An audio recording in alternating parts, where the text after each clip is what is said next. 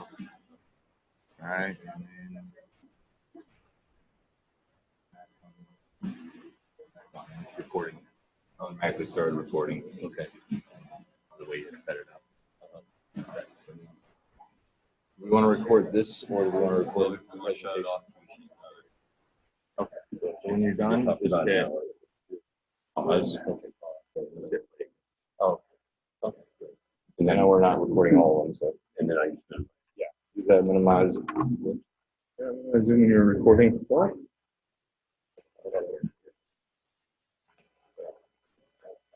Okay, so can I? How do I make this? I had it maximized before when I was on. You? Full screen mode is there. Okay. There you go. All right. Make sure your clicker still works. Yep. Okay, great. Recordings. And this, yeah, this is on. We're good. On. Yeah, and I'll try to speak in front of this. It's not working very well. Check, check. Okay. Yeah. You got So I can use both? Great. Okay, great. Great. All right. Okay. Good. Yeah. Right. Yeah. No, I get that. Okay, we're gonna oh yeah, no, I PTA.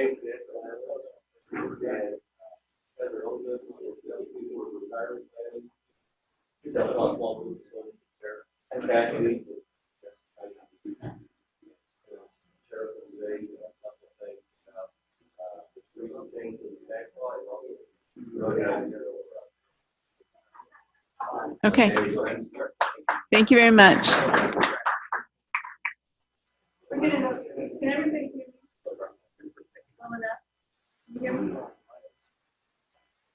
Okay, so I'll try to spend most of the time here on the mic, I guess. I tend to wonder. We're going to spend the first half of this hour talking about strategies for small business owners and those of you who are sole business owners, such as consultants. And then we'll flip it and spend the second half of the hour talking about strategies for individual. We're going to cover strategies for retirement planning, investment planning, and tax strategies. So first of these for small businesses is to use a pension plan. You want to be able to save money by putting it in a pension plan. You get it off of a 1040, you minimize taxes, and you also maximize the investments that you use.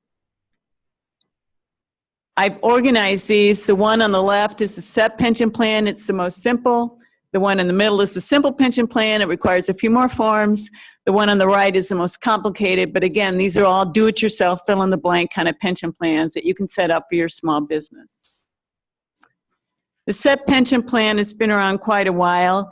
If you are operating on a flow-through business, LLC or Schedule C, it's going to be about 20% of your bottom line. You can tuck that and defer that into a SEP pension plan account, and then you won't pay taxes on that. You can take a look at the first $280,000 of compensation. So the maximum you can defer over into a SEP is going to be $56,000, which will save you quite a bit of taxes. If you have a small business and you have employees, you can put up to 25% of their W-2 salary over into a SEP-IRA account for each of those. The downside of the SEP plan, if you have employees, is that you have to put the same percentage in for each employee. So if you think you want 25% of your salary in, then you have to do 25% of every other employee's salary too. So usually that's going to drop it down. The nice thing about the SEP is that you do not have to contribute every year. So if you have a bad year, you don't have to put money in. What I like about the SEP, and I just did one of these for a client about 3 weeks ago, is that it's pretty simple. I operate out of Schwab Institutional, and Schwab, of course, has 4 forms that they want filled out for themselves. And then they have the actual SEP pension plan form, which defines it. Schwab's form is 5 pages, but then in small print, they say you can use the IRS's 5305 if you want. And that's what this is. I mean, it's that simple. It's a 2-page form. The other half of the first page is all instructions. The second page is instructions too. I play a lot of tennis at Overland Park are a lot of young people who come and go, maybe 3 months at a time. But if you have a set, let's say that I own over project, I could set a step with some of the long-time employees. I can contribute into a step plan. Let's say I don't really want to include these young people that I can contribute around, right? Well, this form lets me do that. I can say that I'm not going to contribute for 18-year-olds or 20-year-olds. I'm only going to contribute for 20. And that might solve my problem on the employee. Or there's a second line that the IRS lets me do. I can say that I'm only going to put in money into the file if you've been working for me 3 out of the last 5 years. And that might really accomplish what I want. It might give some people an incentive to stick around. And I really want to reward my long-time employees, right? So the other boxes we don't go into because but setting up a self-pension plan can be a really quick thing to do.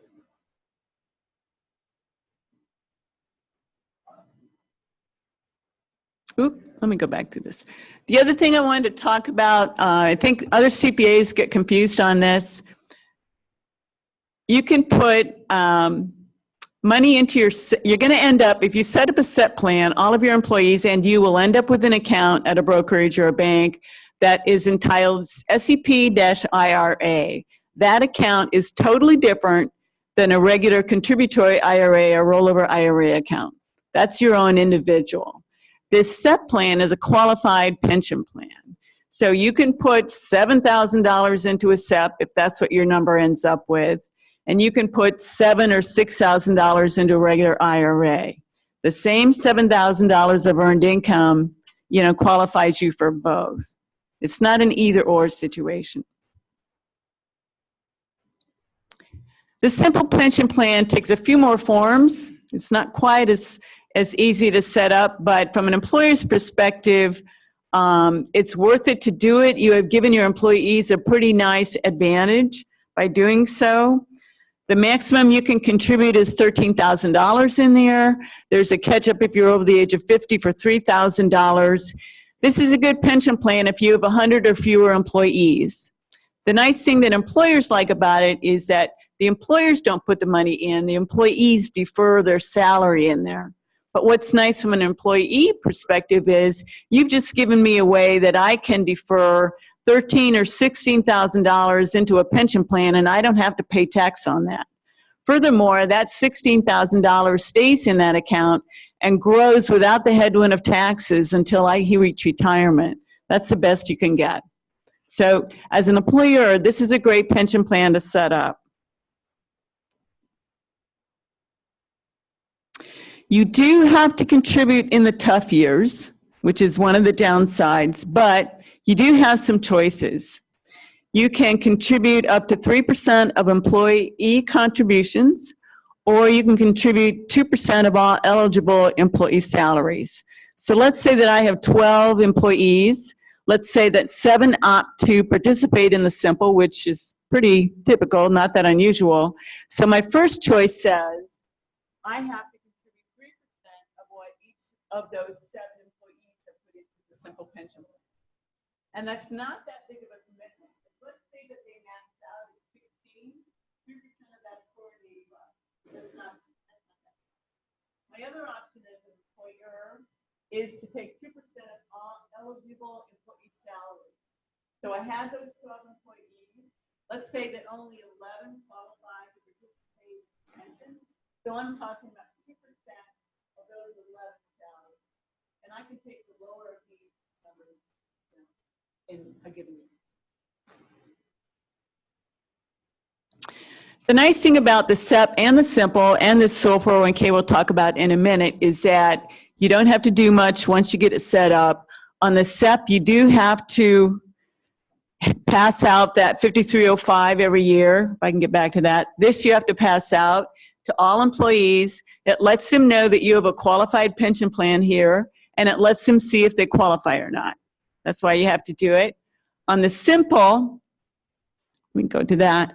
On the simple pension plan, you do have to hand out every year to all employees a participant notice.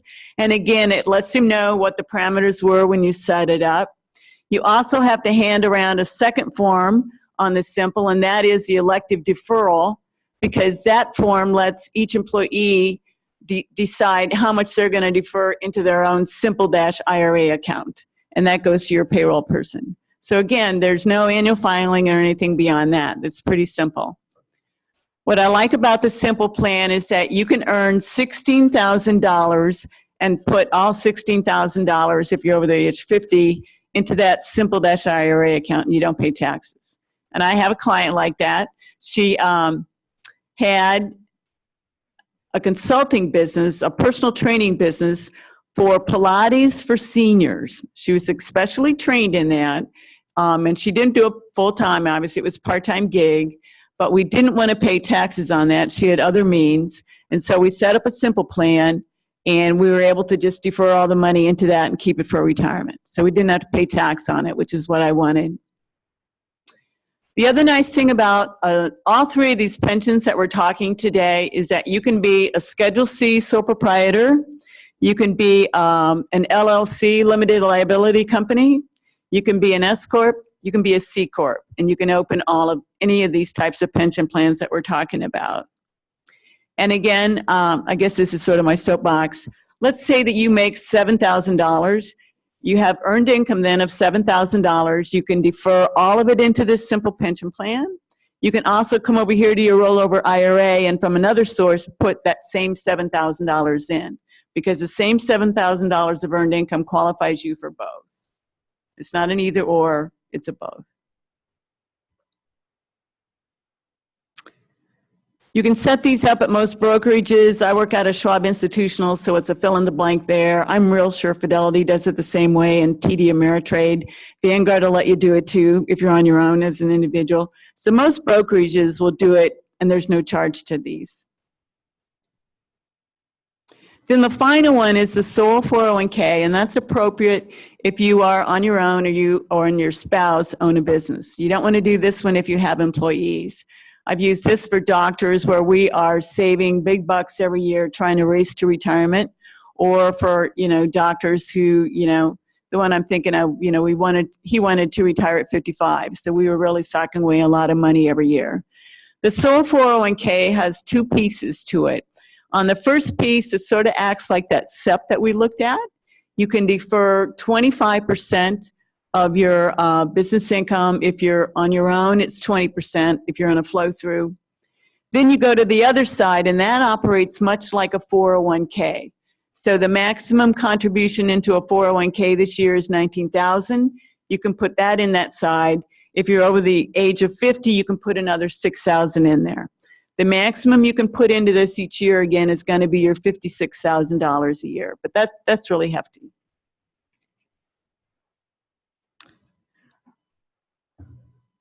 Again, you can have this regardless of how you're organized as a business. This one is a little bit more onerous to set up, and also this one has an annual filing requirement. Once you get that account over $250,000, you're going to have to file a 5500 or hire a CPA to do it for you. So a little bit more expensive. Let's go on to talk about, did this work? Yeah, choice of business entity. We talked about sole proprietor, which is really you haven't organized it at all, but hopefully you're operating out of a bank account. You have a separate Schedule C on your 1040, your tax return. Then there's a partnership, and usually real estate, oil and gas, we use that. Most folks, like the Pilates for seniors, we went from sole proprietor real quick when she hired me over to an LLC. Once a limited liability. And this is quick and easy to set up. You can use legal forms from legalzoom.com or nolo.com. Fill in the blanks. I looked up a Kansas LLC. It costs $99. That is cheaper. So that would be a good idea. There's also an S Corp. S Corp is one you always been on a long time. And if you are a small business or either with employees or without, well, probably with employees, you might want to take a look at this one. This is interesting to use because you might be able to save the 15.3% FICA tax on it. And so we've done this a couple of times with clients, not often, but if it suits, it's a wonderful thing to use. So over here on the tax return, does this bother you when I switch back? Okay, is it working? So over on the tax return, this is your 1040. Your W-2 money comes in here, and you're paying 15%, which is your business, whether or not that. That's your thing. Then the other part of your business, so your S corporation comes in over on Schedule 1 on that one, and you don't pay FICA. Okay, so this is why I think it's worth the cost of your CA or your self-insurance around. Let's say that I own a pie company, and let's say that I make pies, and I am known far and wide for something all over for my. And I hired a couple of brands. They come in, a couple of half days per week. Sorry, thank you. Is this good? A couple of half days per week. And, they collect the cash from the customers and they get the pies out of the fridge. We're operating this business out of my own kitchen. And so let's say that I net $100,000 this year, okay? Well, I am the whole business, right? If I get sick, nothing happens. So all of that 100 grand is probably going to have to come up here, and you're going to have to pay 15.3% FICA on that. But let's take a different kind of pie company. Let's say let's say this time I couldn't bake a pie if my life depended on it. But those two grand ladies, one of them can make a terrific banana cream pie, and the other one can make a terrific cherry pie. And let's say they come in there 2 half days a week, and they are very productive. I have gone out and set up a commercial kitchen with the best equipment. And so they make a lot of pies when they're there. And let's say the other thing I've done is I've gone out and hired 2 teenagers, and they show up for their limited half days, and they collect the cash and get the pies out of the commercial refrigerators and deliver them. Oh, and the other thing that I do is I make a phone call once every 2 weeks to the local newspaper, and I say, would you please run the ad you ran last time for us? Okay, so what am I worth this time? Here's how the IRS looks at it. It says I have to pay myself on a W-2 salary reasonable compensation, and I have to take into consideration the services of the shareholder, that's me, right? I own it all. The services of the other employees, my 2 grand ladies, and then the capital and equipment that I have set up. So this time around, this is a very different business, right? Without me, if I'm sick a day, that business still runs. I think the best sentence out of the IRS instructions is, what would a comparable business pay for someone like me? I've hired the 2 teenagers, and I'm making a phone call once every 2 weeks. What would you pay me? Maybe 20 grand? Something like that. So let's back up then. In this case, let's say my same business, this time though, it still nets 100 grand. It looks very different, doesn't it? Let's say the 20 grand comes up here and you pay the 15.3 FICA, but the 80 grand is coming through here, and rightly so, and you don't pay FICA on that side. So that's why I think if you have a business that may be appropriate, you might want to think about how you're organized as a business entity. Okay, oh yes. And if I can get one of, my brother and I are an LLC, but we're tax exempt. So LLCs can be, You K1 in, right? yeah, but the thing, because you're an LLC doesn't necessarily mean you're supposed to be a sole proprietor, still be partner under that title. Okay. But it still has to be income in that sense. We get the protection of being a limited liability corporation as opposed to being a sole proprietor or a partnership. Tax just like you're a sole proprietor. Yes. In our case, name fund. Right. You don't get to split your bottom line though, right? Well, we're partners, so ours gets K1 out, as you said. Yeah. But the point that I was going to make is we have the legal protection of an LLC. Yeah, yes. even though we're taxed like we're a partner. Yeah. Yeah, and you really, I can, a lot of people think when they're a Schedule C sole proprietor, they'll tell me, oh, we don't have any liability, but, deep pockets get sued, 99 bucks for an LLC, I'd do it. Just very few businesses where you can think of no case where they could get sued. So, I told Bob that we would go over the rules of qualified business income deduction, and we're going to take a simple case.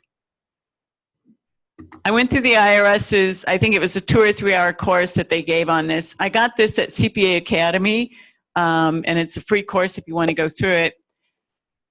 The QPID is, for individuals, it's a deduction of 25% of your qualified business income or 20% of your taxable income less your capital gains.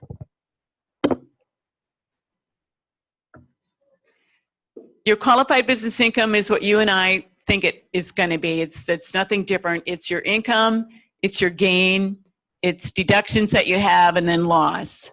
And again, it's for all your typical, it's not for C Corps, but it's for all the rest of your business entities. This is the simple computation. That's how we're going to go through. It's the lesser of that 20% here or 20% here.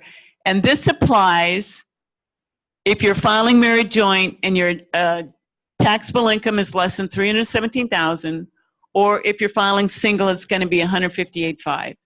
Once you go over that, then you get into that specified service trade or business, and it phases out after 100 grand up. But we're not going to go through that today. So we're going to take an example of Abel, who runs a bakery. He's single. His QBI is 100 grand, and then he has taxable income of 81,000. He has a net cap gain of 7,000.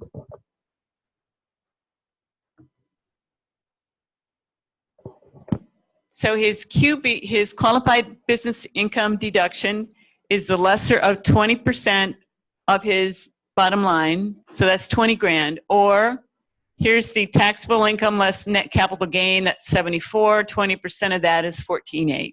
So that's why he has a qualified business income deduction of 14,800. And this number can get pretty big. I've seen, like one of the clients is a partner at one of the big law firms downtown, and those are flow-throughs.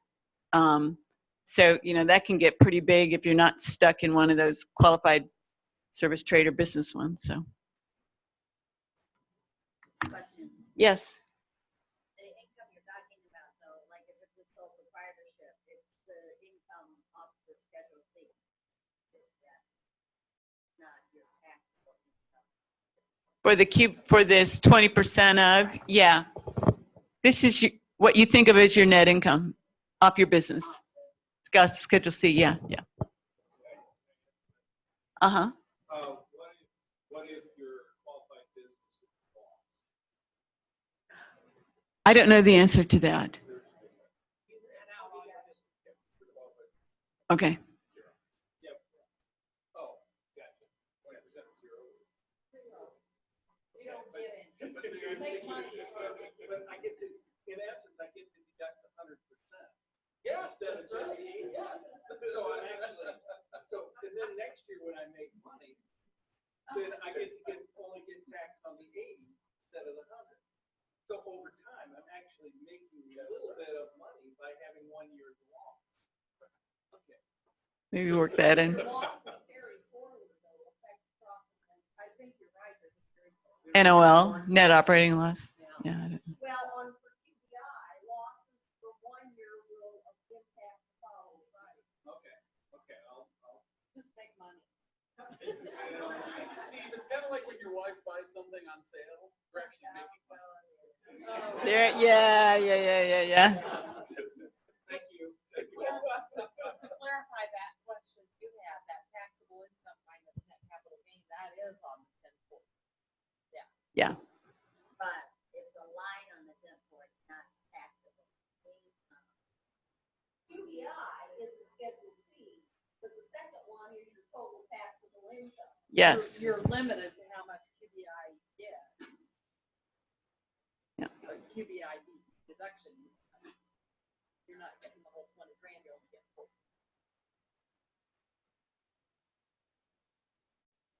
Okay, we'll move on. Thank you all. This is the last strategy that you might think about as a small business owner, and that is if you're on the cusp of retirement, I would strongly encourage you to think about keeping the side gig open. Downsize drastically to the hours that you want per week, if at all possible, and then think about it. A couple of good reasons. One is that it lets you generate income in your field of expertise. You get paid a lot more there than as a Walmart greeter. So one of my clients I worked for, they were in marketing, and they have a business, and they are able to generate a fair amount from that when they want to. They've kept on some clients. Also, though, they can pare it way back. Like the year her mom died, their business earned nothing because they were busy with her mom. So, but it's a very nice fallback plan, especially if your retirement portfolio isn't as big as you would like it to be, especially if you don't have a lot of confidence in the stock markets in the U.S. to be able to provide, retirement income over 30, 40 years. So it's a nice backup plan there. Second thing for keeping the side gig open a little bit longer is it gives you opportunities for deductions. So a lot of folks I see are able to deduct internet, are able to deduct cell phone, able to deduct some meals, perhaps some travel. I think the best example of this that I've seen is a couple that they used to have a large acreage outside of Kansas City, which had several buildings on it. And one of the buildings they had converted to a gift shop. And so it was only open on Saturdays and not every Saturday out of the month. But every vacation that these two had was deductible because it was always a merchandise shopping trip. So they would go antiquing or go looking for estate sales. And, I don't do tax returns for my clients, but they had worked it out with their CPA, what they had to document, but they got a lot of deductions from their side gig. So, and they were very passionate about it. So that's all we're going to talk about from the business side. We're going to then switch over to the individuals. Let me see if I can get here. When you're saving for retirement, you want to save smart, get the biggest bang for your buck that you can. So here are the 6 common ways that folks save for retirement. First of these is to save up to the company match in your pension. So a lot of companies, most prevalent is probably 50 cents on the dollar up on the first 6%. You'll get a company match. Sometimes companies I've seen will do dollar for dollar on the first 3%. I've seen matches that are better than that. I've seen matches where there's no match at all, of course. But that's an immediate return on your money. The second best way to save is to use IRAs. The Roth IRA is good because you're getting it again into an account where you grow it without the headwind of taxes. But the beauty of the Roth is that when you take it out in retirement, you don't pay tax then either. If you can't do that, and qualifying for a Roth IRA, your adjusted gross income needs to be below 193 filing joint, below 122 filing single. But if you can't qualify for that, then you might be able to qualify and get a deductible IRA. If you don't have a pension plan at all, you can get those. Sometimes if you're a spouse, you can get a partial deductible IRA, but those are a good means too. And on all of these, you're trying to get money into a tax-deferred or tax-free environment so it can grow the quickest. The third best way to save then is to go back to your pension plan and maximize the contribution there. And again, that is $19,000 for a 401k, those types, $13,000 for a simple, they all have catch-ups. Health savings accounts are an odd duck on the list, but I include those because whatever you put into a health savings account, you get a deduction for it. And it's tax deferred. At the age of 65, it in essence turns into an IRA. And let me see, you can put $7,000 for a family in here, you can put $3,500 for a single, and you'll get a deduction. The reason I put low earnings potential is that when you hunt around for an HSA that gives you investment options, they tend to nickel and dime you, so you lose, some of your return because of the higher expenses in it.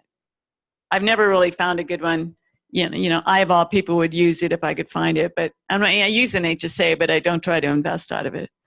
The next best way to save is to, if you couldn't qualify for either of these two up here, the Roth or the deductible, at least do a non-deductible IRA, because you are still getting money into an account where it's going to grow without the headwind of taxes.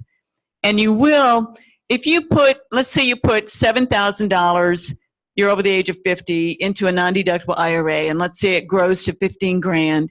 When you pull it out in retirement, let's say you took it out all in 1 year, you would only pay tax on the 8, because that 7 that you put in becomes cost basis. This 6 is an annuity. I've used these a couple times. You have to have a special situation. They are sold very well. They give great commissions to salespeople. To make an annuity pay off, if you run the numbers, you need to be in the higher tax bracket, say 37, 35%. And secondly, you need to expect to stay in that marginal high tax bracket for 10 years at least, if not 15. And the other thing, if you're going to use one of these annuities, choose a cheap one. I like Vanguard. TIAA-CREF has some cheap ones. Emeritus has them. Those are just for advisors to use, but expenses matter, so you want to keep those down. And then the last best way to save is just a plain old vanilla taxable brokerage account. You do face the headwind of taxes every year, but you do enjoy cap gains rates on long-term cap gains and dividends.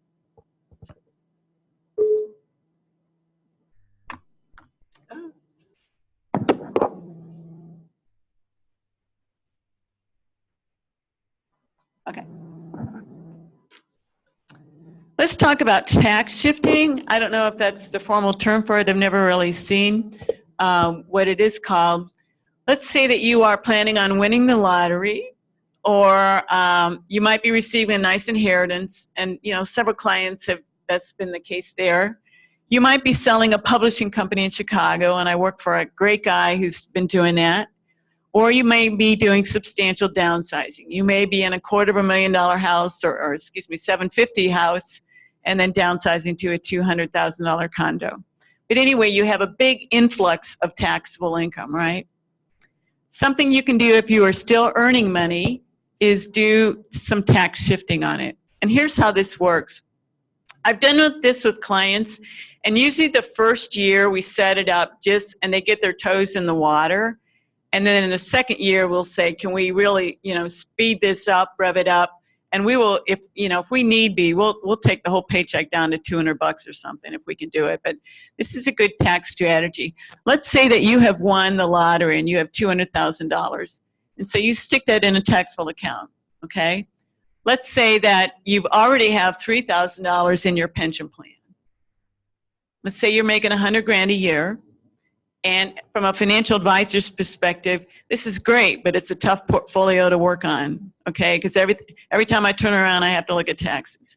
So let's say that we can convince you to put $25,000 into your pension plan, your IRA. Let's say that's $19,000 maximum contribution, and then you're over the age of 50, so we'll get a $6 grand catch up. So we're gonna drop this like a stone, right? You were getting 100 grand less taxes going to your bank checking. Now it's going to be 75,000 less taxes going to bank checking. So we scoot that over into this pension bucket. But what I've promised you is, hey, I'll make you even. We'll take enough out of this account, send it to your bank. We'll keep the same spending level. What we do then is put 19,500 into bank checking, and you don't notice the difference. You buy the same bags of groceries at the grocery store. And the difference between the 25 and the 19 is compliments of Uncle Sam, the IRS, because here you were paying taxes on 100 grand, and now you're only paying taxes on 75. What you put into the pension plan, you escaped taxes on that piece. So if you keep this up, after about 9 years, this thing is sitting at about 20 grand plus growth. This thing, all of that went over here. And so this is a much nicer portfolio to work with, and it's going to grow faster because it doesn't have, you know, the headwind of taxes on it.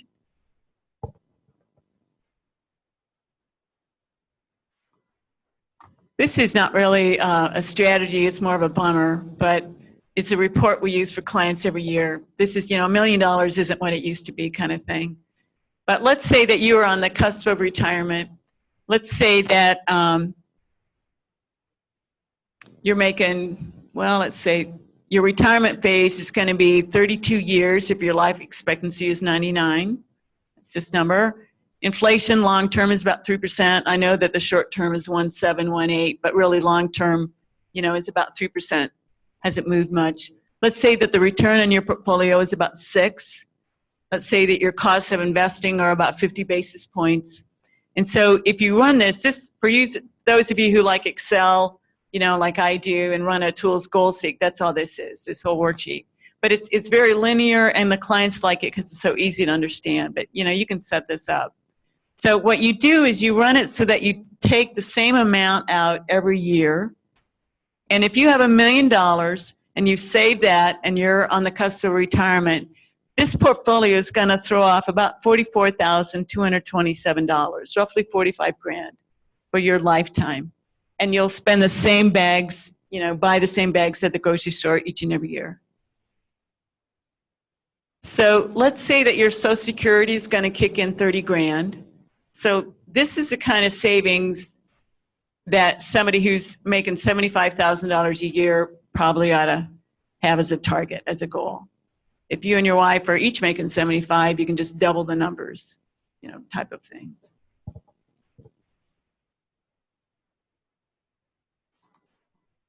This is something that, you know, I've used with clients, you know, when they have young adult children and they're getting married, so the, you know, the clients want to give, you know, their child money for wedding costs, or they have a down payment on a house, you know, they want to help, or there's some other one-off reason. So what we do is, you know, instead of giving, you know, you can give 15 grand annual exclusion to your child. If you're married, then that's 30. So let's say this, we're going to give 30 grand to the young child. We'll just say Jimmy. We're going to give Jimmy 30 grand. Well, we don't want to write him a check, you know. So what we want to do is we look at the portfolio, the taxable account, what is the highest appreciated investment we've got? You know, so let's just, to make the math easy, I'm just going to say it's 30 grand and cost basis is $1. So the clients are taxable income between 78 grand and this, that's a lot of them fall right in there. And that means that if the client sells that, you know, we're going to pay 15% long-term cap gain rate. So that's $4,500. And so it is definitely worth it in this case to open up an account for Jimmy and transfer that over to Jimmy and have Jimmy sell it, and then his long-term cap gain rate is 0. And for young adults, you know, right when they're out of college, their salary can be this. The standard deduction is pretty high now. So, you know, they're falling into this for 3 or 4 years after college. So it's a good idea to keep in mind. Give the capital gains to your children and let them do the sale, and hopefully they won't have to pay tax. This is something that you can do for yourself. What we do for every client, for every taxable account, mutual funds have a year end. It's not calendar year end, it's fiscal, 10/31, and usually by November they know what their numbers are going to be. And if a mutual fund has sales throughout the year, they can net them against losses, but then whatever net capital gains that they have to distribute out to shareholders, and that's you and me when we're sitting there buying a mutual fund, holding a mutual fund. So what we do for every client, for every taxable account, usually don't end up doing this for ETFs, because they don't dump like mutual funds do. Usually don't end up doing this for bond mutual funds. Always do this for stock mutual funds. But we download the cost per share, we download the market value per share, we download the number of shares that client owns in that account. And then we go over to this. This is one place we go to. We go to several places, but I listed this one here because it has a lot of them in one spot, a lot of mutual funds. But we go and look at the record date, and we look at the distribution per share for that mutual fund. And we add that to the worksheet. And so what we do is we calculate what is the total distribution we're going to get on this holding, and what will the tax be on that. And then we take a look at what is the capital gain we would pay if we sold that holding before the record date, and what would the tax be on that.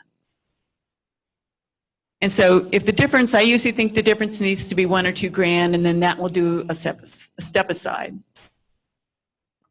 So I just took an example here. Let's say this is mutual fund A. Let's say that this is something that I own and I have 10,000 shares. The market price is $30 a share. They're going to dump this year. They don't have any capital losses left from 2008. So all the gains they've made throughout the year, they've done a bunch of shifting. So they're going to have to distribute $4.50 per share, which is, you know, what we call a dump. And it's not that unusual. Usually out of a dozen holdings, you know, 7 of them mutual funds. It's not unusual, especially 11 years into a bear market, to have 1 or 2 mutual funds doing this. Let's say I bought this maybe 15 months ago at $293,000. So, you know, it's only worth 300 grand, right? But the market's gone sideways the last 15 months. So I only have a capital gain of 7,000. So what I calculate is if I stay and take the distribution, I've got 10,000 shares at $4.50 a share. That means I'm going to get hit with $45,000, which is pretty bad. 10% tax rate. My tax bill will be $6,750. But the other option I have is to step aside, right? If I sell this thing, my capital gain is only going to be $7 grand, and I'm going to pay 15% long-term cap gain.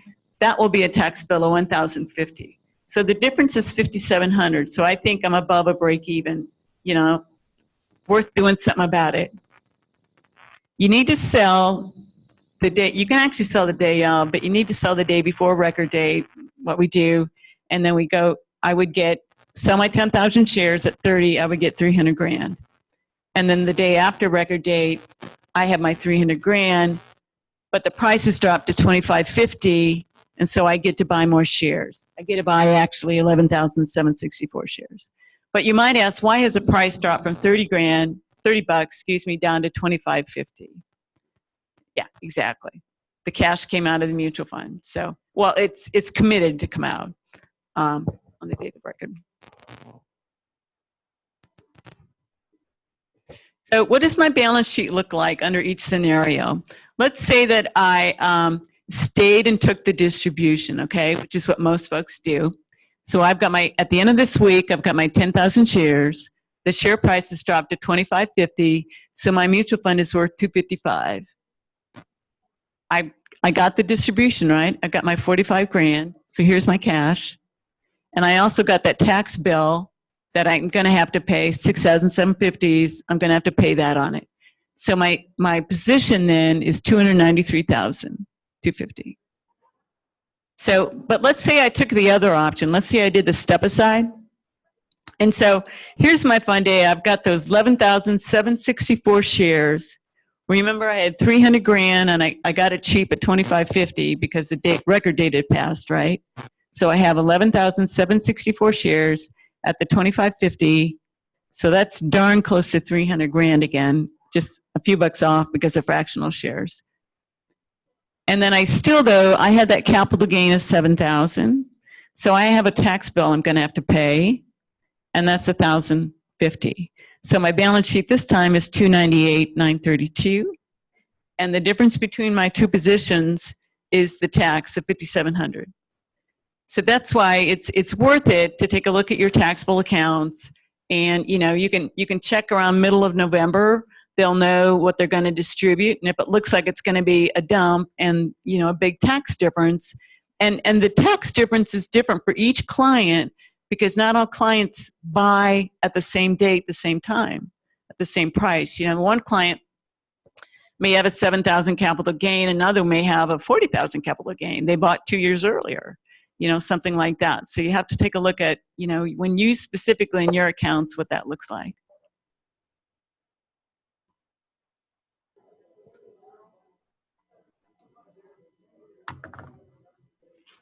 Let me back up. I want to talk about one more thing in here. And actually, it's over on this page. this gets really worse. Clients will call you up and beat you about the head if they got a $45,000 distribution and the holding they're in a loss basis on. Fortunately, this hasn't happened to me, but I've heard horror stories. So let's say that you've got a client who has a 10 grand loss in something and you're not looking and they get dumped on with 45 grand. You know, they're going to notice that, or their CPA may tell them about it. You know, so you don't want to do that.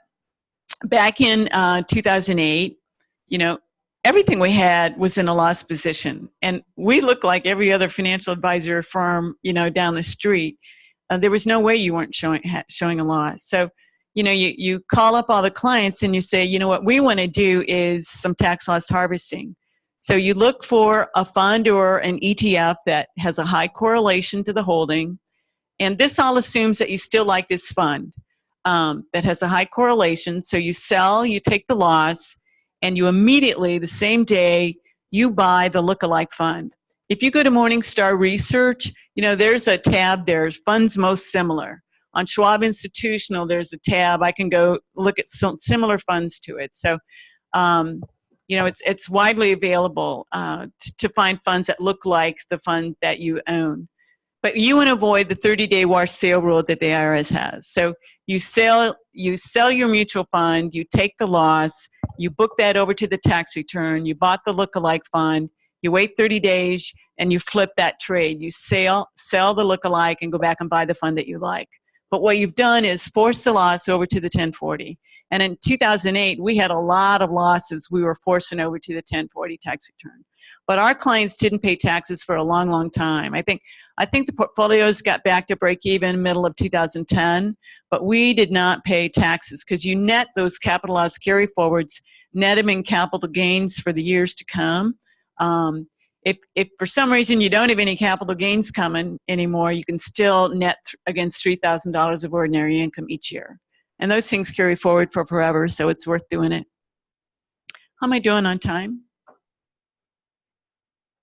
I have 10 minutes. Oh. Go 5 minutes. Oh, no. This is good. I must have skipped something. Okay. This is the last thing I have to talk about, and it's only relevant for those of you who have itemized deductions. Obviously, for someone like me, I'm going to think don't ever give cash to, you know, don't ever put money in the Salvation Army bucket, you know, because you want to get a deduction for it, especially if you're itemizing, right? So you always want to write a check or use a debit card online or use a credit card so that you have documentation. But usually what I recommend is giving appreciated securities. So if I give an appreciated security, let's say that I give $6,000. Let's say best case scenario, you know, I bought it 1 million years ago, my cost basis is 1. But really, just go through your portfolio to the taxable account, you know, sort it by unrealized gain percent and pick the one with the highest percent. That's what you do. So let's say that I give $6,000 of appreciated securities, cost basis of 1. I give that away, right? And let's say for the math that my marginal tax bracket is 33%. So that's going to offset $6,000 of income. That's going to save me about, you know, $2,000 off my federal tax bill. What Kansas does is they have something called a community service tax credit. They have another category called individual development account. What they do is they'll give you a tax credit on your state return for 50% of the amount of the charitable contribution to qualified charities. Missouri has this too. In fact, clients of mine have done it over on the Missouri side. It's a little bit harder to find those on Missouri, but if you look at their Department of Revenue website and make a couple phone calls, you can find those. Over on the Kansas side, when you look at the website, some years it's easy to find these charities who have gotten these credits awarded, sometimes not. I've worked with Interfaith Housing Services, TLC for Kids, that's a pretty well-known charity. They will get these. This one, I like this, Friends of Johnson County Disabled Services is another nice one. But if the charity has these credits to pass out, they'll market those, and if you keep an eye out, you know, you can find them. Or just call Kansas and say, what charity has these this year? But so let's say I've given away $6,000 of appreciated security with a cost basis of 1. I saved my $2,000 on my federal tax return. I'm going to come around then on the federal tax return, half of 6 is going to give me a $3,000 credit. That's from one for one off my state tax bill, right? The other thing though that Kansas is going to do is force me to put that $6,000 back into the income side and have me pay tax on it. So at a 5% average tax rate, that'll be $300 I've got to pay more on the Kansas state return. So I don't save all $3,000. I only save the net of these two. I only save $2,700.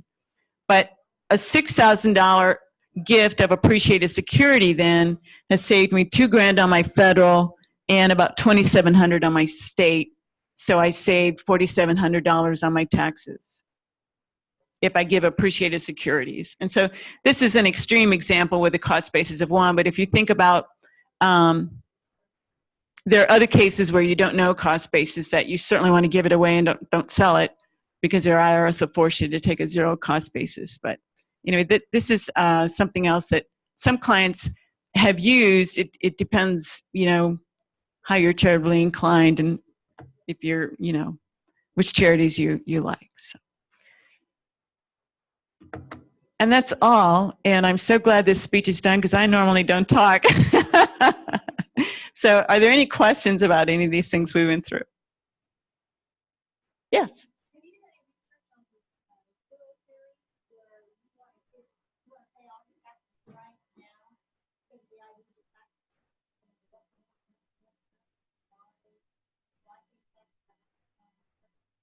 I know. Yeah, I know. Yeah. I haven't looked into it. Usually CPAs think, and you know, you're like me, that you want to defer taxes as long as possible. Don't pay it now if you can pay it later.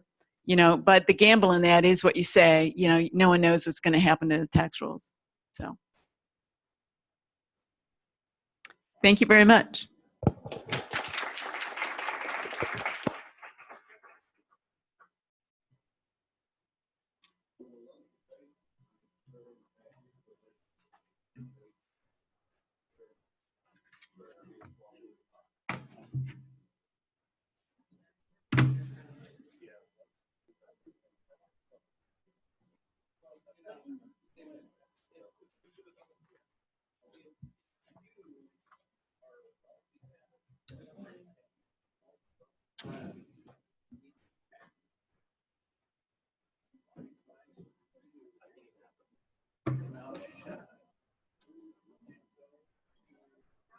We need to turn this off. Do you think people enjoyed that? Yeah. Okay, so there was pause. Oh.